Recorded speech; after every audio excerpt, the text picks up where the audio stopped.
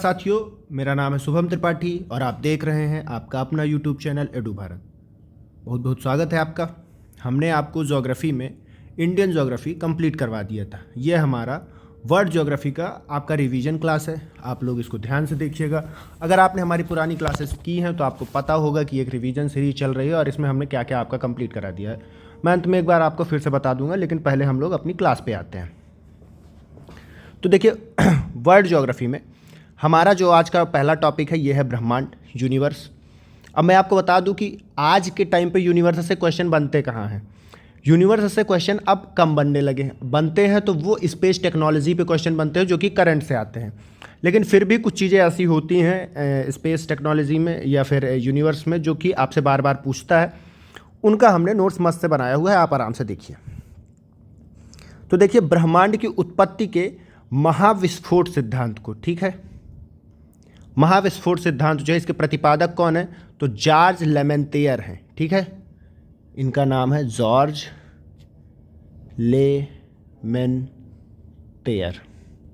याद रखिएगा। इन्होंने ये अपना सिद्धांत दिया कब है? तो 1927 में, ठीक है। जिसे वर्ष 1949 में 1949 में फील्ड होयल नाम के एक व्यक्ति हैं, ठीक है, ने बिग बैंग नाम दिया। पहले इन्होंने ये नाम नहीं दिया था बिग बैंग, इनको इस सिद्धांत को नाम नहीं मिला था जो महाविस्फोट सिद्धांत था। ये सिर्फ एक थियरी दी 1927 में जॉर्ज लेमेंतियर ने, और 1949 में 1949 में फ्रेड होयल ने इसको बिग बैंग नाम दिया। आप जानते हैं ये ब्रह्मांड का निर्माण कब हुआ है? तो ये हुआ है 13.7 से 13.8 अरब वर्ष पूर्व। मतलब आज से ये 14 अरब वर्ष पूर्व की कहानी है लगभग, ठीक। हमारी आकाशगंगा, हमारी जो गैलेक्सी है उसका नाम है मंदाकिनी। इसको आकाशगंगा कहते हैं। दुग्ध मेखला नाम से भी इसको जाना जाता है, ठीक है। फिर आप देखते हैं स्पिट्ज़र स्पेस टेलीस्कोप जो है, इससे हमने सबसे पहले देखा कि आकाशगंगा का जो हमारी आकार है वो सर्पिलाकार है। मतलब आकाशगंगाएं हम आपको बताएं तो ये कई आकार की होती हैं, जैसे कुछ गोल भी होती हैं, कुछ ऐसे दीर्घ वृत्ताकार भी होती है, कुछ सर्पिलाकार होती है। सर्पिलाकार कैसी होगी? ऐसी ऐसी ऐसी ऐसी। तो मतलब वो एक के ऊपर एक सर्कल सा बनता जाता है, सांप की तरह। फिर आप देखते हैं एंड्रोमेडा जो है ये हमारी सबसे नज़दीकी आकाशगंगा, मतलब हमारी आकाशगंगा के बाद अगर कोई आकाशगंगा हमारे सबसे नज़दीक है तो वो है एंड्रोमेडा। आप इसका भी नाम याद रखिएगा, कई बार पेपर में ये नाम पूछता है। फिर आप देखते हो सुब्रमण्यम चंद्रशेखर ने 1931 में 1.44 सौरिक द्रव्यमान को चंद्रशेखर सीमा निर्धारित किया, ठीक है। ये सीमा क्या है? तो 1.44 सौरिक द्रव्यमान जो होगा, अगर इससे कम है तो कोई भी तारा खत्म होने के बाद श्वेत वामन बनता है, और यदि इससे ज़्यादा है तो कृष्ण विवर यानी कि ब्लैक होल या न्यूट्रॉन स्टार में बदलेगा। मतलब कोई सन है, जैसे कि सूर्य है हमारा, ऐसे ही बहुत सारे सन हैं हम लोग के गैलेक्सी में। उनमें से सन की जब एनर्जी ख़त्म होती रहती है तो यदि उसका द्रव्यमान 1.44 है सौरिक द्रव्यमान, अगर इससे कम निकला तो वो बनेगा वाइट ड्वार्फ, ठीक है। क्या बनेगा? White dwarf. लेकिन यदि इससे ज़्यादा है तो फिर वो बनेगा या तो ब्लैक होल या तो न्यूट्रॉन स्टार, ठीक। अब देखिए, गैलेक्टिक केंद्र का एक चक्कर पूरा करने में सूर्य को 22.5 से 25 करोड़ वर्ष लगते हैं। मतलब कि अगर मैं आपको बताऊं, जैसे कि हमको लगता क्या है कि पहले हमको लगता था कि पृथ्वी स्थिर है, ठीक है, सूर्य इसके चक्कर लगाता है, लेकिन ऐसा नहीं है। अब हमको पता है कि सूर्य की चक्कर पृथ्वी लगाती है, पृथ्वी का चक्कर चंद्रमा लगाता है। तो क्या सूर्य स्थिर है? नहीं, सूर्य भी चक्कर लगाता है। सूर्य किसके चक्कर लगाता है? तो हमारा जो सौर मंडल है वो हमारी आकाशगंगा जो हमारी मंदाकिनी है उसमें कहीं यहाँ पे है, ठीक है। अगर ये मान लीजिए पूरी एक आकाशगंगा है तो हमारा सौर मंडल यहाँ पे है, और ये जो आकाशगंगा का केंद्र होगा ये सौर मंडल जो है यानी कि हमारा सूर्य, वो इसके चक्कर लगाता है। और ये चक्कर पूरा करने में सूर्य को कितना समय लगता है? तो लगभग 25 करोड़ वर्ष। तो आप ये ध्यान रखिएगा। अब देखिए, सूर्य का व्यास जो, अगर हाँ, ये सूर्य अपने अक्ष पर घूर्णन करता है, मतलब कि जैसे कि पृथ्वी अपने अक्ष पर घूमती है और कितना टाइम लेती है? तो पृथ्वी को घूमने में लगता है 24 घंटे का टाइम। 24 घंटे में एक चक्कर पृथ्वी अपना पूरा कर लेती है। वैसे ही सूर्य को घूर्णन करने में 25 दिन का समय लगता है, ठीक है। और ये पूर्व से पश्चिम की दिशा में घूमता है। अब मैं बताऊं, सूर्य का व्यास जो है पृथ्वी से 109 गुना ज़्यादा है, ठीक है। आकार की यदि आप बात करेंगे तो ये 13 लाख गुना ज़्यादा है पृथ्वी से। अगर हम सूर्य के आकार की बात करें तो 13 लाख गुना ज़्यादा है। और जो व्यास है वो 109 गुना ज़्यादा है। फिर आप देखते हैं सूर्य के प्रकाश की चाल क्या होती है, ठीक है। तो 3.10 किलोमीटर पर सेकंड की चाल से 1 वर्ष में तय की गई दूरी 1 प्रकाश वर्ष होती है, ठीक है। और ये कितनी होती है, तो इसमें होता है 9.461 इंटू 10⁻15 मीटर। ये आप ध्यान रखिएगा। फिर आप देखते हैं सूर्य के बाद पृथ्वी से निकटतम तारा कौन सा है, तो प्रॉक्सिमा सेंचुरी है, यानी कि सबसे ज़्यादा नज़दीक सूर्य के पृथ्वी के सबसे नज़दीक तारा कौन सा है, तो आप बोलेंगे सूर्य। सूर्य के बाद यदि कोई तारा हमारे नज़दीक है तो वो क्या है, तो वो प्रॉक्सिमा सेंचुरी है, ध्यान रखिएगा। सुपरनोवा क्या है, एक मृत प्राय तारा होता है, ठीक है।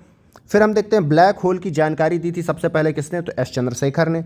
उन्हीं ने बताया था कि अगर ये जो सौरिक भार है, द्रव्यमान है, वो 1.44 से ज़्यादा है तो ब्लैक होल बनेगा। फिर आप देखते हैं सौर मंडल का निर्माण कब हुआ, तो 4.6 बिलियन वर्ष पूर्व, मतलब 4.6 है, ठीक है, 4.6 बिलियन वर्ष पूर्व इसका निर्माण हुआ है। तो आप ये ध्यान रखिएगा। अब देखिए पार्थिव ग्रह और जोवियन ग्रह, मतलब कि जो ये जोवियन ग्रह का मतलब होता है जो बृहस्पति है उसके नाम पे जोवियन नाम दिया गया है, ठीक है। तो कौन से ग्रह हमारे हैं जो पृथ्वी की तरह हैं, कौन से ग्रह ऐसे हैं जो पार्थिव हैं, तो मैं जो जोवियन है, तो मैं आपको बता दूं, जो ऐसे ग्रह हैं जो सूर्य के सबसे ज़्यादा नज़दीक हैं उनको हम लोग पार्थिव बोलते हैं, मतलब ये पृथ्वी के जैसे हैं, ठीक है। इनमें आता है बुध, दूसरा आता है शुक्र, तीसरा आता है पृथ्वी और चौथा आता है मंगल, ठीक है। आप देखेंगे तो तुलनात्मक रूप से इनका घनत्व अधिक है। फिर आप देखते हैं जोवियन ग्रह, ठीक है, इनका जो घनत्व है वो कम है, ये सूर्य से दूर भी हैं। तो आप देखेंगे इनमें बृहस्पति आता है, फिर शनि आता है, फिर अरुण आता है और फिर वरुण आता है। हमारा जो सौर मंडल है उसमें 8 ग्रह हैं, पहले 9 थे, 2006 के बाद से यम जो है हम लोगों का, जिसको प्लूटो कहा जाता है, इसको ग्रह की श्रेणी से बाहर करके इसको क्षुद्र ग्रह की श्रेणी में रखा गया है। तो आप ध्यान दीजिएगा 2006 के बाद से प्लूटो एक ग्रह नहीं है। अब हमारे सौरमंडल में मात्र 8 ग्रह हैं। अब आप देखते हैं पृथ्वी सूर्य के चारों ओर घूमती है, ऐसा किसने कहा था, तो कॉपरनिकस ने कहा था। सूर्य का आभा मंडल जो है वो पछाप मेघों के स्फटिक से बना होता है, ठीक है। मैगलन अंतरिक्ष यान जो है ये शुक्र पर भेजा गया है, ठीक है। पृथ्वी 30 किलोमीटर पर सेकंड की स्पीड से सूर्य का चक्कर लगाती है। अब देखिए सूर्य पर कौन कौन से उपग्रह भेजे गए हैं, ये हमने दा विंची हो गया, मैरिनर हो गया, ये सारे सूर्य पर भेजे जाने वाले मिशंस हैं। अभी इंडिया भी एक वीनस मिशन प्लान कर रहा है। ये सब हमने करंट में आपको पढ़ाया है। और क्वेश्चन अगर वो यहाँ अब की बार कोई बनेगा तो ये मैगलन नहीं बनेगा, अब दा विंची बन सकता है, मैरिनर बन सकता है, जो इंडिया का वीनस मिशन है वो बन सकता है। तो आप ये ध्यान दीजिएगा, क्वेश्चन ये नहीं बनेगा कि मैगलन कहाँ भेजा गया है, क्वेश्चन अब जो नए वाले मिशन है वहाँ से बनेगा, लेकिन शुक्र से बन सकता है। तो आप ये ध्यान रखिएगा। फिर आप देखिए पृथ्वी जो सूर्य का चक्कर लगाती है वो 30 किलोमीटर पर सेकंड की स्पीड से लगाती है। मंगलयान जो है 24 सितंबर 2014 को मंगल पर पहुंचा है। कहाँ पहुंचा है, तो क्यूरियोसिटी रोवर नासा, ठीक है। क्यूरियोसिटी रोवर किसका है, तो ये नासा का है, मंगल पर, ठीक है। अब मैं क्या बता रहा हूँ, मंगलयान तो देखिए पुराना हो गया करंट के हिसाब से, लेकिन अभी हमने चंद्रयान लॉन्च किया था, ठीक है। और भी जितने स्पेस मिशन अभी वर्तमान में चल रहे हैं, गगनयान होने वाला है, ठीक है। तो ये आप याद करके जाएंगे जो हमने करंट में आपको पढ़ाया हुआ। करंट वाला जो साइंस का स्पेस वाला वीडियो है आप उसको देखिएगा, आपको बहुत अच्छा लगेगा, ठीक है। वहाँ से क्वेश्चन बनेगा इस टॉपिक पे या इस चैप्टर पे, वहाँ से क्वेश्चन बनने की ज़्यादा संभावना है, ना कि ज़्यादा ये पुरानी चीज़ों से। फिर आप देखते हैं मंगल का जो उपग्रह है, ठीक है, यहाँ पर यूरोपा, ये बृहस्पति का एक चंद्रमा है, यानी कि जैसे इंडिया का पृथ्वी का चंद्रमा, अगर पृथ्वी का उपग्रह मून है, वैसे ही यूरोपा नाम का एक मून है बृहस्पति का। इन 2 जगह पे, मतलब कि मंगल ग्रह पे और यूरोपा उपग्रह पर जीवन की संभावनाएं हैं। अब मैं आपको बताऊं मंगल के उपग्रह कौन कौन से, तो मंगल के केवल 2 उपग्रह हैं, फोबोस और डीमोस। पृथ्वी का एक उपग्रह है। अब उसके बाद हम चलते हैं कहाँ पे उपग्रह ज़्यादा हैं, तो आप देखेंगे बृहस्पति आता है मंगल के बाद, और इसके 95 उपग्रह हैं। और सबसे ज़्यादा उपग्रह किसके हैं, तो शनि के 146। ये अभी करंट में भी था, तो आप इन चीज़ों को जरूर याद रखिएगा, यहाँ से क्वेश्चन बन सकता है। फिर आप देखते हैं बृहस्पति के उपग्रह की खोज किसने की थी, तो गैलीलियो ने की थी, इसलिए आपको गैलीलियो नाम का एक बृहस्पति का उपग्रह भी मिलेगा। और बृहस्पति के जो वलय हैं वो सिलिकेट के बने हुए हैं, सिलिकॉन के, आप ये ध्यान रखिएगा, ठीक है। अब चलते हैं, हम लोग मूव करते हैं अपने अगले टॉपिक पे। अगला टॉपिक है हमारा पृथ्वी, अर्थ।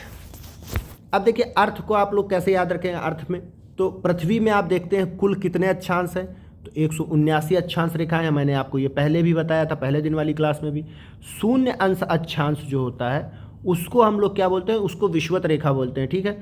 शून्य अंश देशांतर भी जो होता है ये ग्रीनविच लाइन होती है हमारी, ठीक है। और ये दोनों एक दूसरे को इंटरसेक्ट कहाँ पे करते हैं, तो ये अटलांटिक महासागर पे विषुवत रेखा और शून्य जो हमारी वो है विश्व देशांतर रेखा, वो एक दूसरे को काटती है। जैसे कि मैं आपको बताऊँ, ये मान लीजिए पृथ्वी है, तो ये वाली लाइन जो है आपकी, ये आपकी शून्य अंश अक्षांश है, ठीक है। और आपकी जो शून्य अंश देशांतर होगी वो यहाँ कहीं होगी, और ये अगर यहाँ पे काट रही है तो ये कौन सी जगह है आपकी, तो ये जगह है आपकी अटलांटिक महासागर है। एक बार पेपर में पूछा था कि शून्य अंश अक्षांश और शून्य अंश देशांतर कहाँ पे काटती है एक दूसरे को, तो ये काटती है आपकी अटलांटिक महासागर में, आप ये ध्यान रखिएगा। अब चलिए चलते हैं, कुल देशांतर रेखाएं कितनी है, तो ये आपकी 360 है। ग्रीनविच मैरीटाइम टाइम जो है ये कहाँ से गुजरता है, किन किन देशों से, तो आप ध्यान रखिएगा।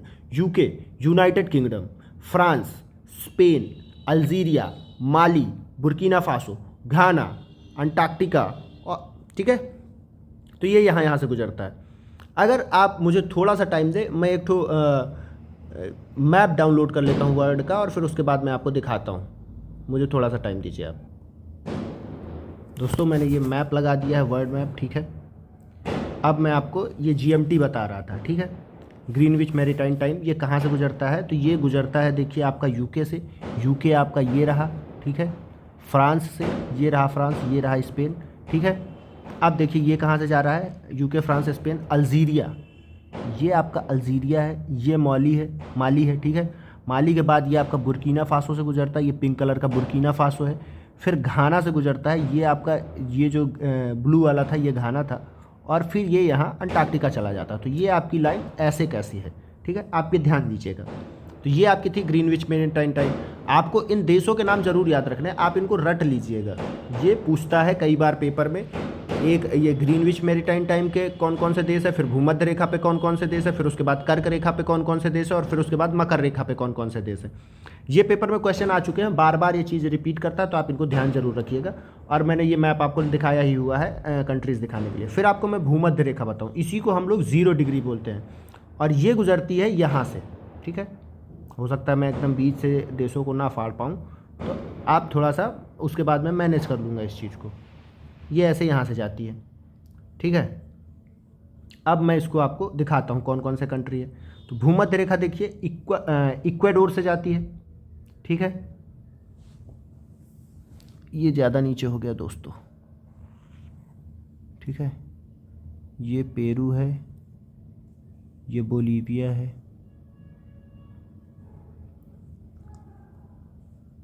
ये कोलंबिया, ये इक्वाडोर, ठीक है। तो ये यहाँ से जाती है ऐसे, ठीक। तो आप ध्यान रखिएगा, इक्वाडोर से जाती है, कोलंबिया से जाती है, ब्राज़ील से जाती है, ठीक है। ये इक्वाडोर है, ये कोलंबिया है, और ये आपका ब्राज़ील है, ठीक है। ये ब्राज़ील, ये कोलंबिया, ये इक्वाडोर, पीला वाला इक्वाडोर।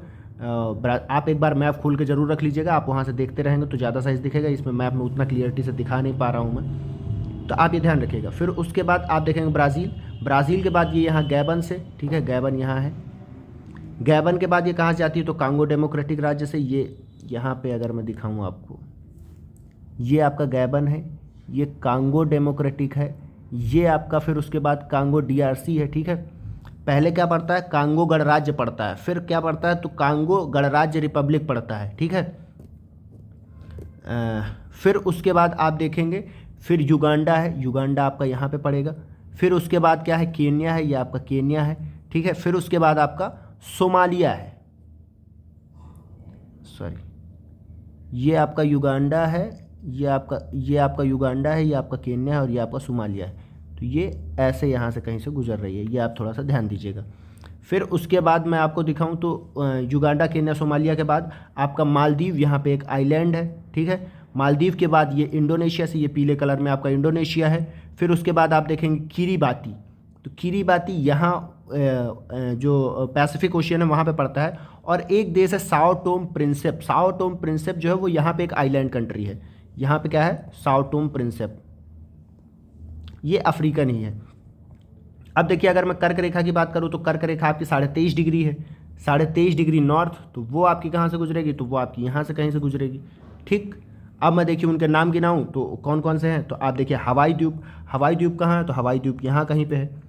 फिर उसके बाद ये यूएस से नहीं गुजरती है, हवाई द्वीप ही यूएस का पार्ट है। फिर मैक्सिको से, ये आपकी मैक्सिको से गुजर रही है। फिर आप देखेंगे ये आपकी गुजरती है बहमास से, ठीक है, बहमास। तो बहमास कहाँ पे, बहमास यहाँ पे एक कंट्री है, फिर आइलैंड कंट्री है, ठीक है। फिर बहमास के बाद पश्चिमी सहारा, पश्चिमी सहारा आपका मिलेगा वेस्टर्न सहारा, ये आपका वेस्टर्न सहारा था, ठीक है। वेस्टर्न सहारा के बाद आपका मिलेगा क्या, माली मॉरिटानिया, तो ये आपका माली है, ये आपका माली है, सॉरी ये आपका मॉरिटानिया, मॉरिटानिया ये है और ये आपका माली है, बाद वाला माली है।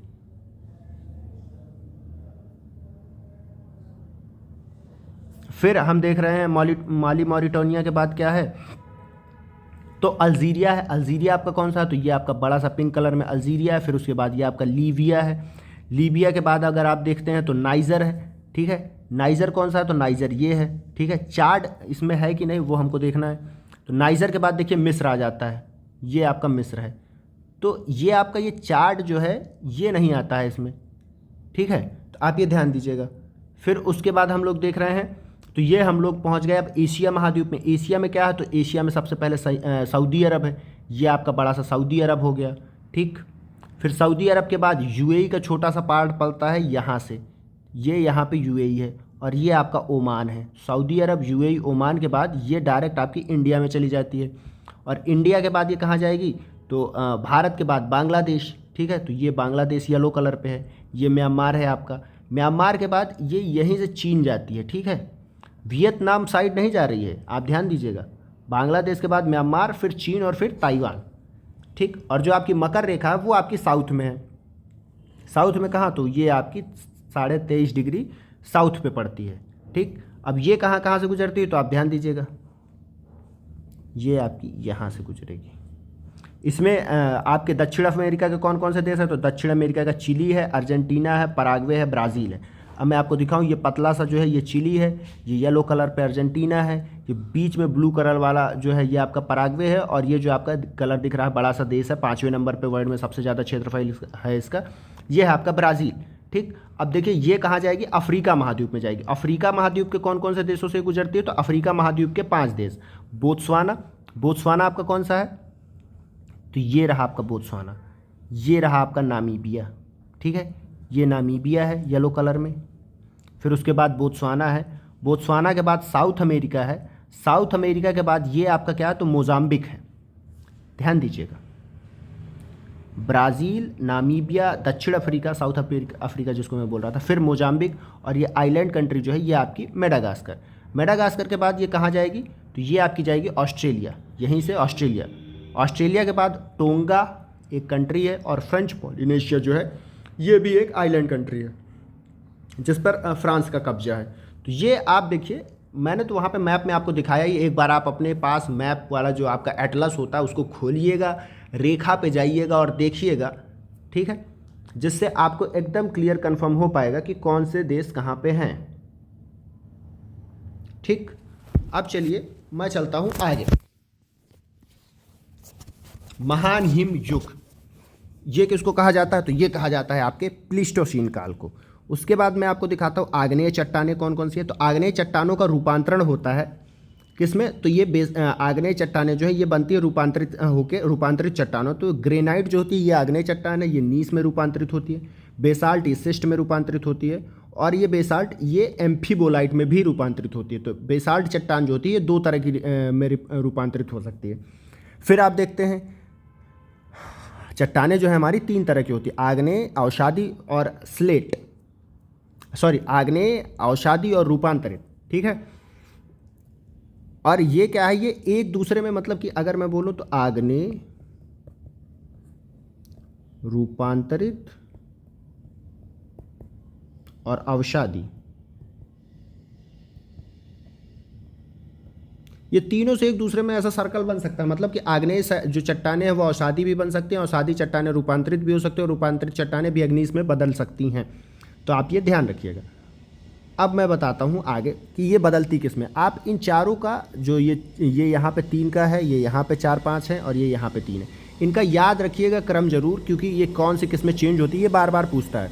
जैसे स्लेट आपका फाइलाइट में बदलती है, फाइलाइट जो है आपका सिस्ट में बदलता है, और गैब्रो जो है वो सर्पेंटाइन में बदलता है। सेल जो है ये आपका स्लेट में बदलता है, चूना पत्थर संगमरमर में बदलता है, चाक डोलोमाइट ये संगमरमर में बनता है, बालूका स्तूप जो है ये क्वार्टजाइट में बदलता है, कैंग्लोमेरेट जो है ये नीस में बदलता है। अब मैं आपको बताता हूँ आग्नेय चट्टानें होती कैसी हैं। तो ये चट्टानें ऐसी हैं जो लावा से बेसिकली निकलती हैं और इनमें मिनरल्स बहुत ज़्यादा हाई होते हैं, ठीक है।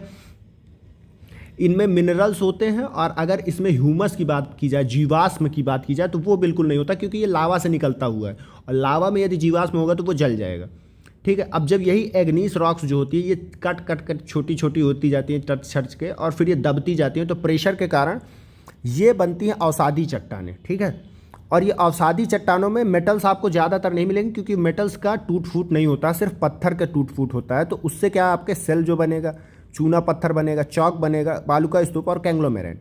लेकिन जब यही चट्टानें और ज़्यादा नीचे दबती हैं तो फिर उन पे क्या होता है, प्रेशर एक्स्ट्रा ऐड होता है, प्रेशर के साथ में टेम्परेचर ऐड होता है, और टेम्परेचर और प्रेशर उनको रूपांतरित चट्टान में बदल देता है, और फिर वो जो सेल है वो स्लेट बन जाता है, चूना पत्थर संगमरमर बन जाता है, चाक डोलोमाइट वो भी संगमरमर बनता है, बालूका स्तूप क्वार्टजाइट में बदल जाता है, कैंग्लोमेरेट नीश में बदल जाता है। आप देख रहे थे यहाँ पे ग्रेनाइट भी नीश में बदल रहा था।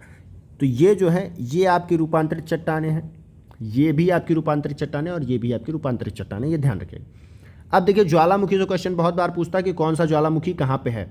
इसके लिए आप 2 चीज़ें याद रख सकते हैं, जो एक तो PYQ में पूछा है, और दूसरी चीज़ करंट में यदि कहीं पे ज्वालामुखी विस्फोट हुआ है तो आप उसको जरूर याद रखेंगे।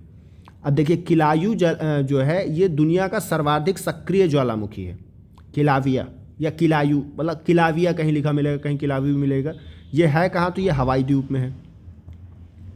हवाई द्वीप पे कब्जा किस देश का है, तो USA का है। अब देखिए मैं कुछ आपको रटवाने की कोशिश करूँगा। माउंट किनाबालू कहाँ है, तो ये मलेशिया में है। माउंट अल्बुर्ज ईरान में है। कोलिमा कहाँ है, मैक्सिको में है। माउंट रेनियर USA में है। माउंट ताल फिलीपींस में। विशुवियस इटली में बहुत बार पूछता है। कोटोपैक्सी इक्वाडोर में बहुत बार पूछता है। पोपोकैटापेटल मैक्सिको में, ये भी कई बार पूछा है। माउंट कैमरून कैमरून में है। माउंट सस्ता ये संयुक्त राज्य अमेरिका में है। माउंट पिनाटुबो ये फिलीपींस में। मेयन फिलीपींस में, ये भी कई बार पूछा है। माउंट सिनाबुग इंडोनेशिया में है। माउंट सबनकाया पेरू में, ये भी बहुत बार पूछा है। माउंट एटना बार बार पूछता है। माउंट मेरापी इंडोनेशिया में। माउंट पेरिकुटन ये मैक्सिको में। माउंट येरेबस अंटार्कटिका में। और किलायू ये मैंने आपको इधर बताया है कि हवाई द्वीप में।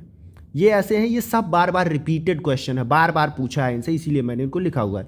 कोलिमा कहाँ है, मैक्सिको में। रेनर कहाँ है, USA में। एपो कहाँ है, फिलीपींस में। येरेबस रासद्वीप अंटार्कटिका। फिर मैं आपको दिखाता हूँ Kilimanjaro Tanzania. Ojos del Salado ये चिली और अर्जेंटीना के बॉर्डर पे एंडीज माउंटेन पर है ये, ठीक है। फिर अब विल्लारिका ये चिली में है। कोही सुल्तान पाकिस्तान में है। दामवंद ईरान में। चिम्बराजो इक्वाडोर में है। क्राकाटोवा जो है ये इंडोनेशिया में है। मोनालोवा जो है ये हवाई द्वीप में। और माउंट सेंट हेलेंस जो है ये USA में। अब तो देखिए ये तो रटाने वाली चीज़ थी, ये आपको रटना पड़ेगा। मैंने एक बार पढ़ के बताया, मैंने जहाँ इंपॉर्टेंट बोला है स्टार बनाया है या नहीं बनाया। आप कम से कम इतने ज्वालामुखी का लोकेशन तो याद करके जाइएगा, क्योंकि यहाँ से कई बार क्या होता है 4 ज्वालामुखी देगा, 4 लोकेशन देगा, बोलेगा मैच करा दो। अगर आपको 2-3 याद है तो आप मैच करा ले जाएंगे। कई बार क्या होता है कि क्वेश्चन कभी कभी एक के याद होने से सॉल्व हो जाता है, लेकिन कई बार ये होता है अगर आपको 3 नहीं आ रहे तो आप नहीं कर पाएंगे। फिर देखिए रूपांतरण दिखाया गया, तो आग्नेय आपका रूपांतरित चट्टान भी बन सकता है, रूपांतरित परतदार भी और परत आग्नेय भी, मतलब ये तीनों एक दूसरे पर रूपांतरित हो जाते हैं। अब देखिए ज्वालामुखी फटता कैसे है, तो ज्वालामुखी के लिए आपने एक नाम सुना होगा, ring of fire. Ring of fire ये है क्या, तो मैं आपको इस मैप में दिखाता हूँ। आपने अगर प्लेट टेक्टोनिक्स पढ़ा है ज्योग्राफी में कभी, अगर आपने ज्योग्राफी पढ़ी, क्योंकि ये तो देखो रिवीजन क्लास है, यहाँ पे मैं उतना डीप डाउन बता नहीं सकता हूँ। प्लेट टेक्टोनिक्स अगर आपने पढ़ी हो तो आप जानते हैं कि जो पूरा वर्ल्ड है ये प्लेट्स में बटा हुआ है, ठीक है। और वो प्लेट्स जो हैं वो लिथोस्फीयर पे तैर रही हैं, ठीक है। अब जहाँ जहाँ पे वो प्लेट्स हैं और वो एक प्लेट दूसरी प्लेट से टकरा रही है, तो वहाँ पे क्या होता है, या तो डिस्ट्रक्शन होता है या तो कुछ बन रहा होता है, ठीक है। तो जहाँ पे ऐसी है कि 2 चट्टानें हैं और वो एक दूसरे से टकरा रही हैं, तो वहाँ पे या तो माउंटेन बनेगा या तो ज्वालामुखी बनेगा, ठीक है। या तो फिर अलग हो रही हैं वहाँ पे भी, जैसे कि आप देखेंगे ये जो अटलांटिक रिज है, यहाँ पे क्या होता है, ये सरफेस एक दूसरे से दूर हट रहा है, तो यहाँ पे आपको मिड अटलांटिक रिज जो है, यहाँ पे आपको छोटे छोटे ज्वालामुखी देखने को मिलेंगे।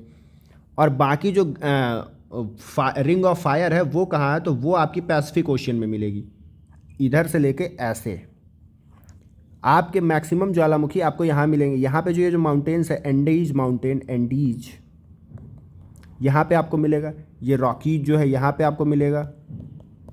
यहाँ पे जो आपको एटना पे और जो विशुवियस वगैरह मिल रहे थे इटली में, यहाँ पे क्या है, यहाँ पे यूरोपियन प्लेट जो है वो अफ्रीकन प्लेट से टकरा रही है, उसकी वजह से बन रहा है।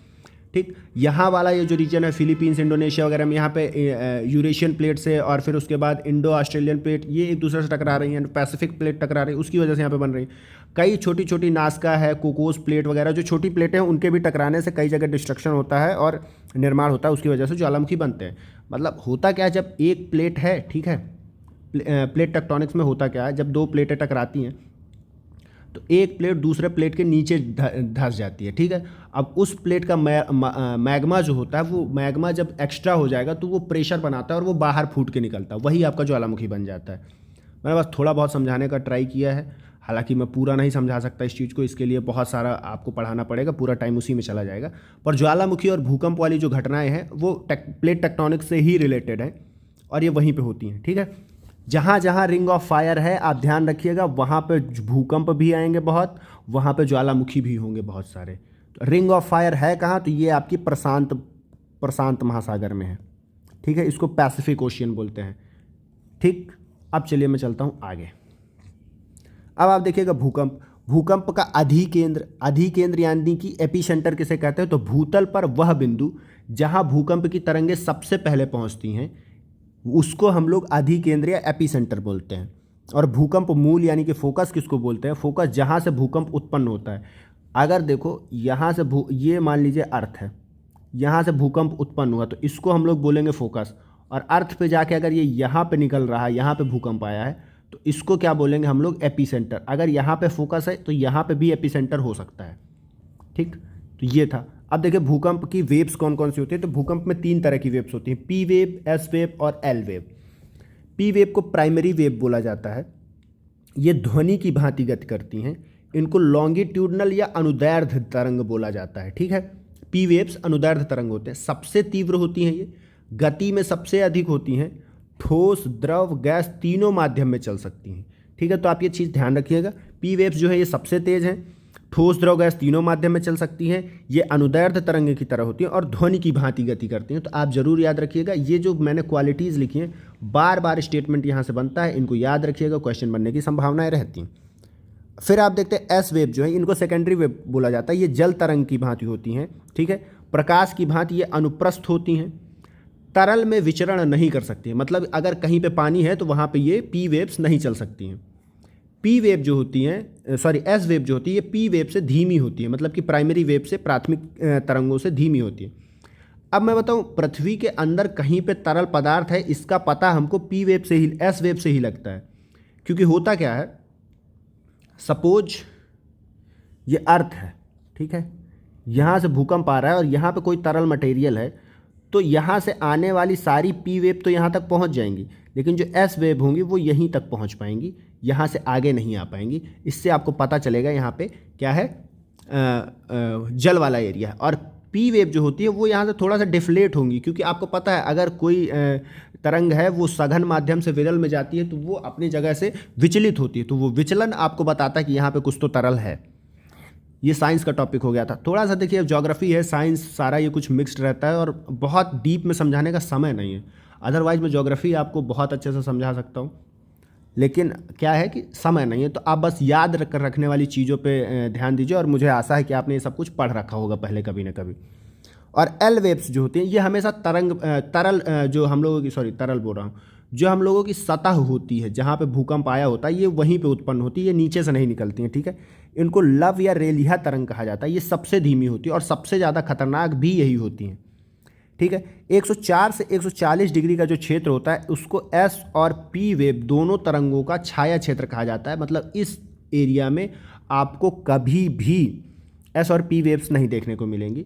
जबकि 104 डिग्री से ऊपर का जो एरिया होता है, मतलब कि 104 डिग्री से ज़्यादा का जो क्षेत्र है, वो एस तरंगों के लिए हमेशा ही क्या होता है, छाया क्षेत्र होता है, क्योंकि वहाँ पे अगर तरल है तो उसके बाद वो आती ही नहीं है। और जो बाकी ये हैं 35 डिग्री का इनमें पी वेव्स में डिफ्लेशन होता है और वो पहुँचने लगती हैं।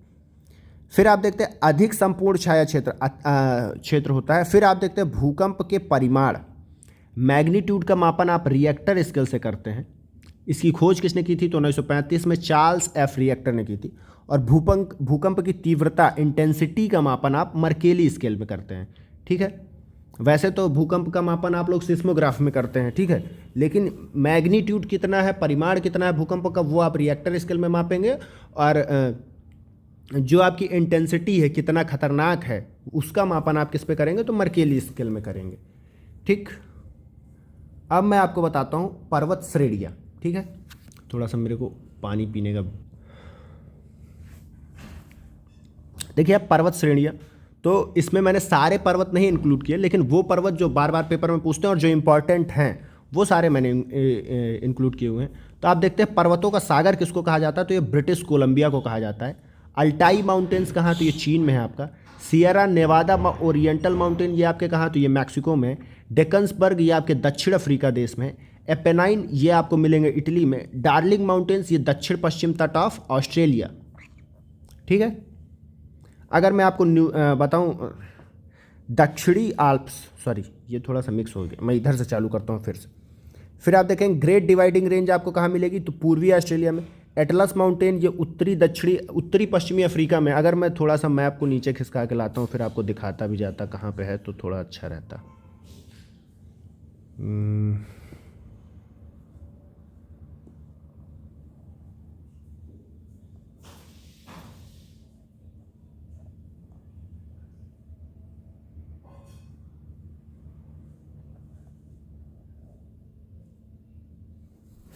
ठीक है,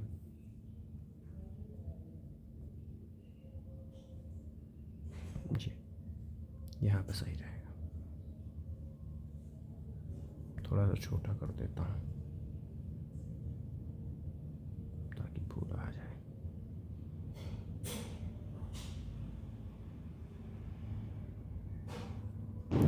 ठीक है, तो अब देखिए मैं यहाँ पे आपको दिखाता भी रहूँगा कौन से कहाँ पे माउंटेन्स हैं।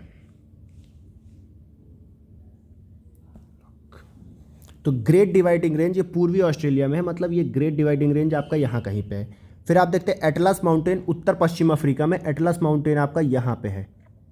ठीक है, यहाँ पे एटलस माउंटेन आपको मिलेगा। आप जाग्रोस और एल्ब्रुज जो है वो आपका ईरान में है, ये यहाँ पे मिलेंगे आपको। फिर आपका कास्केड जो है वो यूएस और कनाडा में है। ठीक है, वो यहाँ कहीं मिलेगा आपको। फिर आप देखते हैं ऑपलेशियन जो है ये पूर्वी यूएसए और कनाडा में है। ऑपलेशियन आपका यहाँ पड़ता है इस रीजन में। फिर आप देखते हैं सियरा नेवादा ये आपका यूएस में है। ठीक है, फिर आप देखते हैं ब्लैक माउंटेन ये भी आपका यूएस में है, ब्लैक माउंटेन। और ये जो आपका ब्लैक फॉरेस्ट है, ब्लैक फॉरेस्ट आपका जर्मनी में है। और देखिए ये आपका फ्रांस है और ये आपका जर्मनी है। ये आपको जब आप मैप याद देखेंगे खोल के बार बार तब आपको ये याद होगा। यहाँ पे दिख भले ही नहीं रहा लेकिन मुझे पता है कि कहाँ पे कौन सा देश है। फिर आप देखते हैं सियरा नेवादा यूएसए में, दक्षिणी आल्प्स ये ब्लैक माउंटेन यूएस में, ब्लैक फॉरेस्ट जर्मनी में। एलेघनी माउंटेन ये भी आपका यूएस में। कोसिस्को माउंटेन ये आपका ऑस्ट्रेलिया में मिलेगा। फिर आपका ब्रेकिन हिल्स ये भी आपको ऑस्ट्रेलिया में मिलेगा।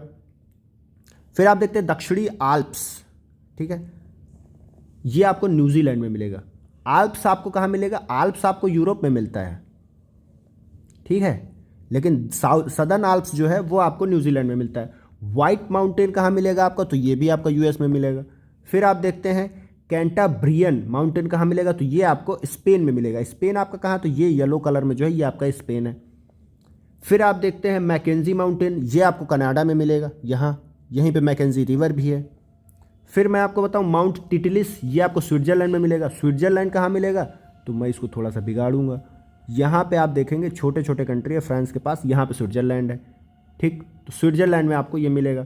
फिर आप देखते हैं माउंट टिटलिस स्विट्जरलैंड हो गया। फिर आप देखते हैं कोसिस्को हो गया। ब्रेकिन हिल्स ये आपको ऑस्ट्रेलिया में मिल गया। तो ये आपके थे क्या? पर्वत। अब देखिए पठार, तो कोलंबिया का पठार ये आपको यूएस में मिलेगा। कोलोराडो का पठार ये Arizona, new Mexico, Colorado, Utah.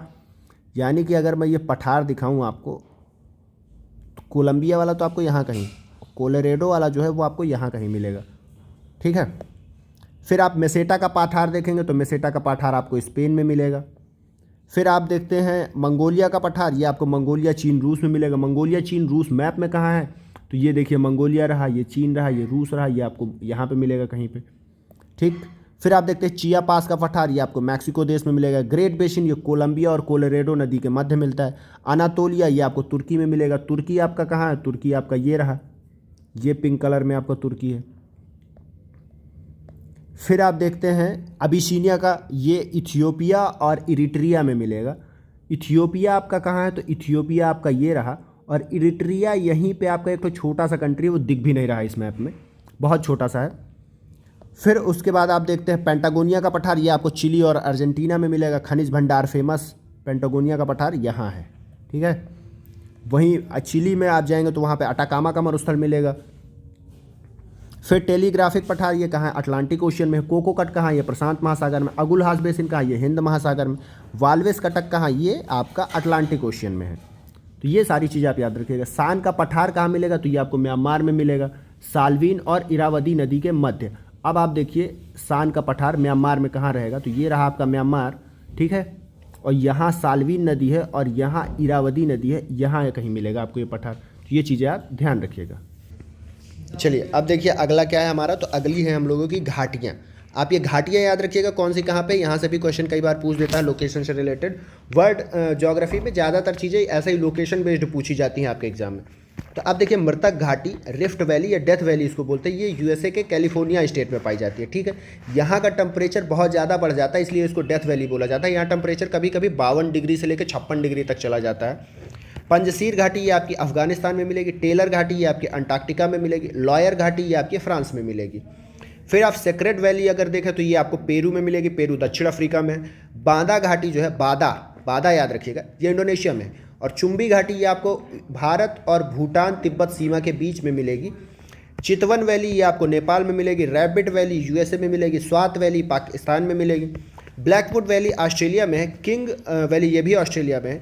वोल्गन valley ये भी आपकी ऑस्ट्रेलिया में। हम्बर वैली ये आपकी कनाडा में।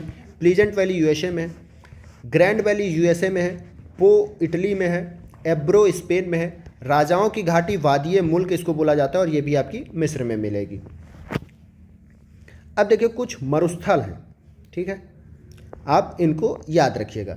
इनकी लोकेशन से रिलेटेड क्वेश्चन पूछता है, मिलान में 4 आपको दे देगा और उसके बाद मिलाने को बोलेगा।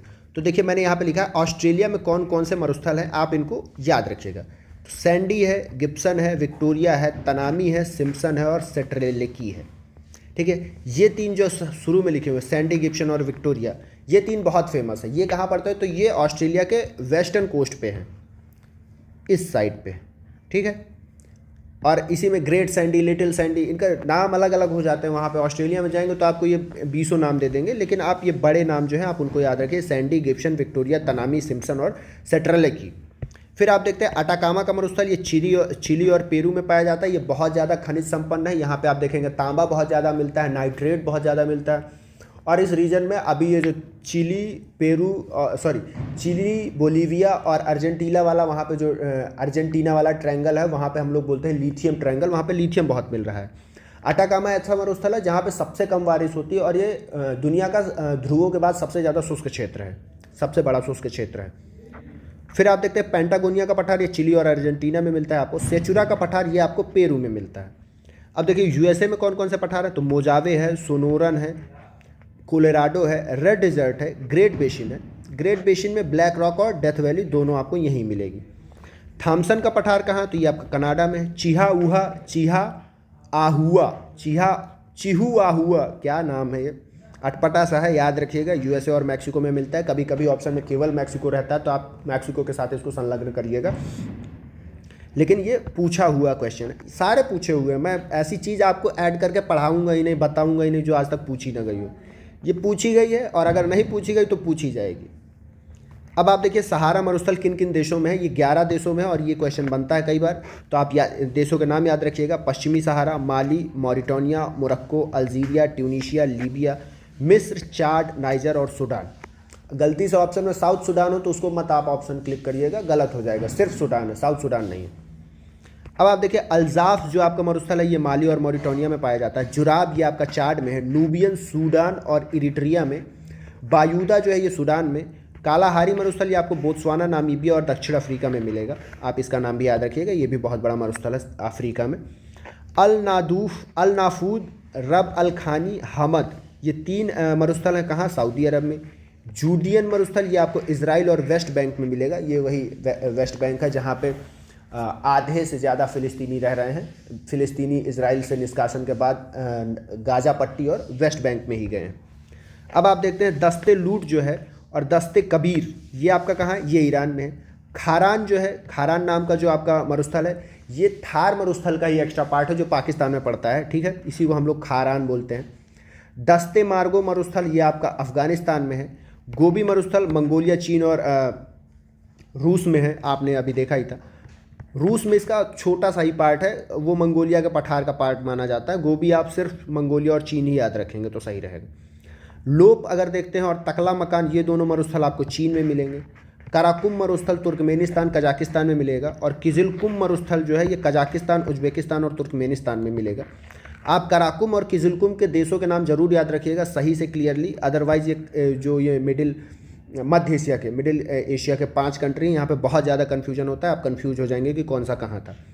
अब देखिए घास के मैदान से क्वेश्चन बार बार पूछता है, ठंडे घास के मैदान, गर्म घास के मैदान, कौन सा घास का मैदान कहाँ है, उनके नाम से रिलेटेड क्वेश्चन मिलान में आपको बार बार देखने को मिलेगा।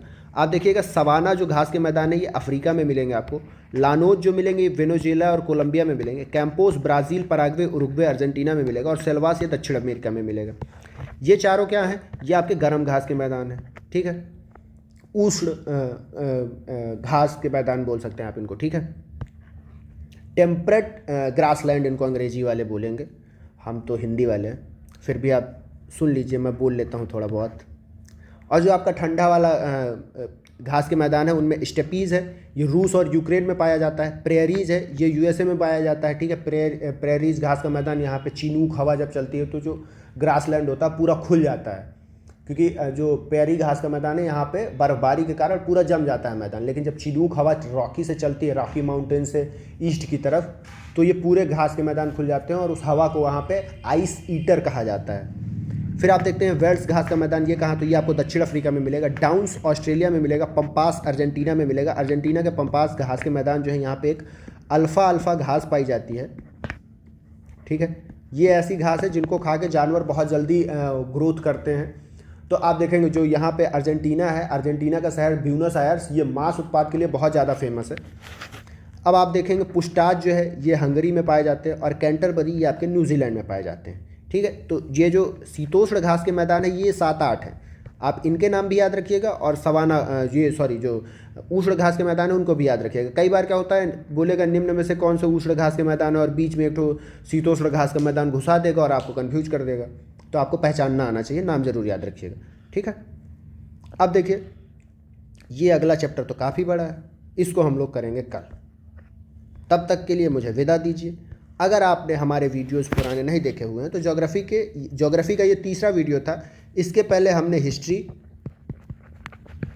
पॉलिटी, एनवायरनमेंट, करंट, इन सब का रिवीजन करवा दिया है, ठीक है। कंप्लीट रिवीजन है इनका, आपको इनकी हमारी प्लेलिस्ट, हमारे चैनल पर प्लेलिस्ट मिल जाएगी कंप्लीट, आप वहाँ से सारे वीडियोस देख के अपना पूरा रिवीजन कर सकते हो। और अगली क्लास में मैं ज्योग्राफी भी कंप्लीट करने वाला, तो ज्योग्राफी भी 4 वीडियो में कंप्लीट हो गया है, ठीक है। अब बात आती है आपको ये PDF कहाँ मिलेगा, क्योंकि इतना अच्छा शॉर्ट नोट्स तो आपको मार्केट में कहीं मिलने नहीं वाला, ये सिर्फ एक ही आदमी के पास मिल सकता है और वो हूँ मैं। तो ये मिलेगा कहाँ, ये मिलेगा आपको हमारे टेलीग्राम चैनल पे बिल्कुल फ्री, ठीक है। कल एक मोहतरमा थी, उन्होंने कमेंट किया था कि सर आपका PDF कैसे मिलेगा, कितना प्राइस है उसका, तो कुछ प्राइस नहीं है, हमने ये आपके लिए फ्री रखा है। बस आप हमारे साथ एक सद्भाव करिए कि हमारा चैनल सब्सक्राइब कर दीजिए अगर नहीं किया है, क्योंकि मैं जान रहा हूँ आप जो भी लोग वीडियो देख रहे हैं हमारा, आप में से 70% ऐसे लोग हैं जो हमारा चैनल सब्सक्राइब नहीं किए हुए हैं, तो दबा दीजिए। और साथ में बगल में घंटा बटन होगा उसको भी दबा दीजिए, इसके भी पैसे नहीं लगते, बिल्कुल मुफ्त है, ठीक है। तब तक खुश रहिए, पढ़ते रहिए, देखते रहिए अडू भारत। मैं शुभम त्रिपाठी, धन्यवाद।